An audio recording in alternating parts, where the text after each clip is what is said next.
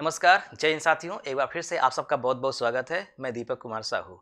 सुकन्या समृद्धि योजना का अगर आप लोगों ने खाता खुलवाया है, तो आप में से बहुत सारे लोगों ने एक प्रश्न किया है कि सर जन्म तिथि कैसे चेंज होगी? यानी कुछ लोग खाता खुलवाते समय जन्म तिथि गलत भर दिए थे। या फिर ये भी हो सकता है कि जो जन्म प्रमाण पत्र में जन्म तिथि थी, उसके अनुसार खाता तो खुला, लेकिन बाद में जब बच्ची का आधार कार्ड बना, तो उसमें जन्म तिथि अलग हो गई।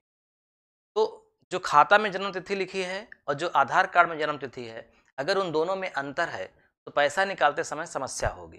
तो अच्छा होगा कि जितना जल्दी हो सके उस जन्म तिथि को हम चेंज करवा लें, यानी जो आधार कार्ड में है वही वहाँ भी करवा लें, ठीक? और वही फिर बाद में सारे डॉक्यूमेंट्स में भी रहेगा, हाई स्कूल के सर्टिफिकेट में, इंटर के सर्टिफिकेट में, सब में। तो हर जगह जन्म तिथि समान होनी चाहिए।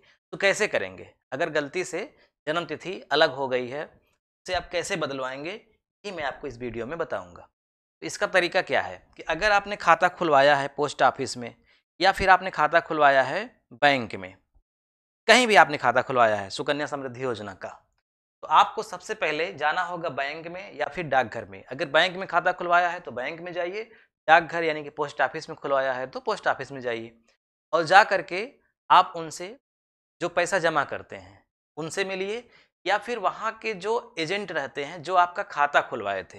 जैसे कि पोस्टमैन भी एजेंट का काम करता है या फिर एजेंट अलग से वहाँ रखे जाते हैं, जो खाता खुलवाते हैं, जमा कराते हैं, उनका उसको कमीशन मिलता है। आप उनसे मिलिए, उनसे कहिए कि मुझे जन्म तिथि चेंज करवाना है, इसका एक फ़ॉर्म दे दीजिए।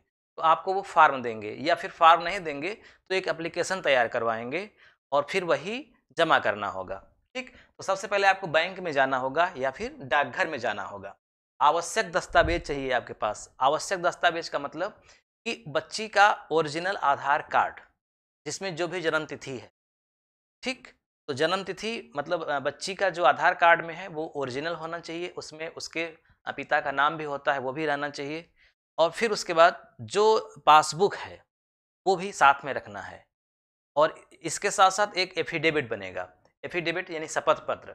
उसमें सारी बातें लिखी रहेंगी कि खाता खुलवाते समय जन्म तिथि थी, जो जन्म प्रमाण पत्र था उसमें ये जन्म तिथि लिखी थी और हमने खाता खुलवा लिया था, लेकिन अब जब आधार कार्ड हमारा बना या कहीं कोई और डॉक्यूमेंट्स बना, उसमें ये जन्म तिथि है।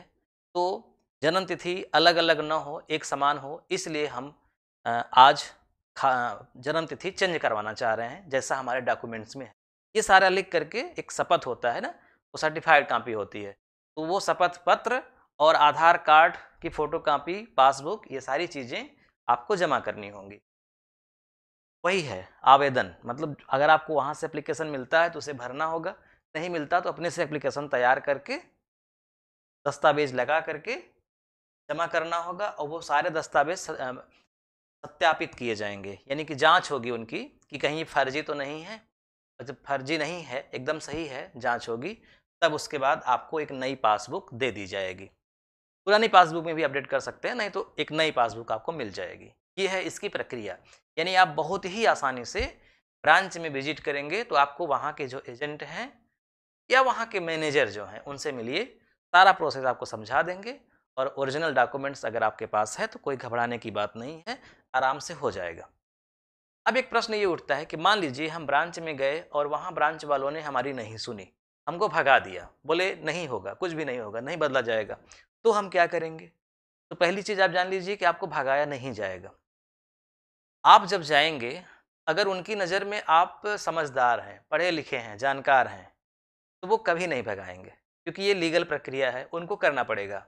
वो आपसे आपको मना तभी करेंगे जब उनको लगेगा कि आपको कुछ नहीं आता-जाता, आपको कोई जानकारी नहीं है, एकदम बुद्धू हैं।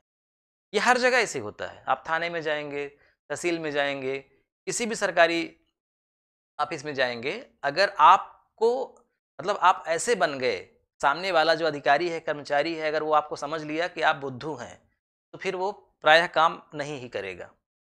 मैं सबकी बात नहीं करता हूँ, बड़े ईमानदार भी लोग होते हैं, जो खुद मदद करते हैं, आगे आते हैं।